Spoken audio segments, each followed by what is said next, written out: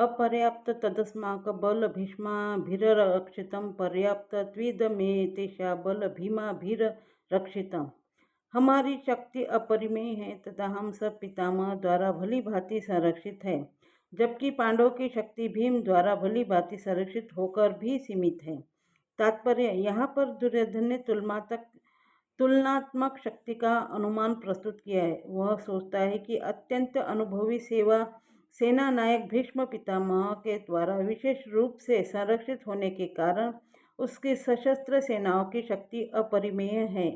दूसरी ओर पांडवों की सेनाएं सीमित है, क्योंकि उनकी सुरक्षा एक कम अनुभवी नायक भीम द्वारा की जा रही है, जो भीष्म की तुलना में नगण्य है। दुर्योधन सदैव भीष्म से ईर्ष्या करता था, क्योंकि वह जानता था कि यदि उसकी मृत्यु कभी हुई भी तो वह भीम के द्वारा ही होगी, किंतु साथ ही उसे यह दृढ़ विश्वास था कि भीष्म की उपस्थिति में उसकी विजय निश्चित है, क्योंकि भीष्म कई अधिक उत्कृष्ट सेनापति है।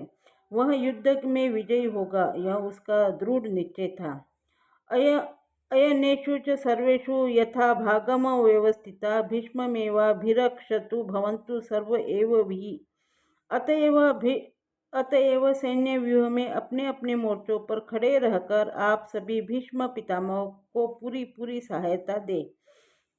तात्पर्य, भीष्म पितामह के शौर्य की प्रशंसा करने के बाद दुर्योधन ने सोचा कि कहीं अन्य योद्धा यह न समझ ले कि उन्हें कम महत्व दिया जा रहा है। अतः दुर्योधन ने अपने सहज कूटनीतिक ढंग से स्थिति संभालने के उद्देश्य से उपयुक्त शब्द कहे। उसने बलपूर्वक कहा कि भीष्म देव निस्संदेह महानतम योद्धा है, किंतु अब वे रुद्ध हो चुके हैं। अंततः प्रत्येक सैनिक को चाहिए कि चारों ओर से उनकी सुरक्षा का विशेष ध्यान रखें। हो सकता है कि वे किसी एक दिशा में युद्ध करने में लग जाए और शत्रु इस व्यवस्था का लाभ उठा ले। अतः यह आवश्यक है कि अन्य योद्धा मोर्चा पर अपनी अपनी स्थिति पर अडिग रहे और शत्रु को व्यूह न तोड़ने दें। दुर्योधन को पूर्ण विश्वास था कि कौरवों की विजय भीष्मदेव की उपस्थिति पर निर्भर है।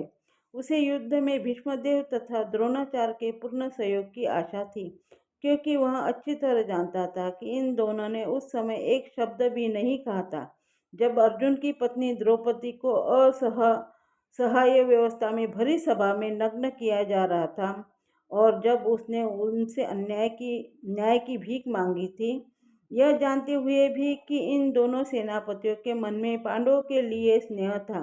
दुर्योधन को आशा थी कि वे इस स्नेह को उसी तरह त्याग देंगे जिस तरह उन्होंने द्रुत क्रीड़ा के अवसर पर किया था।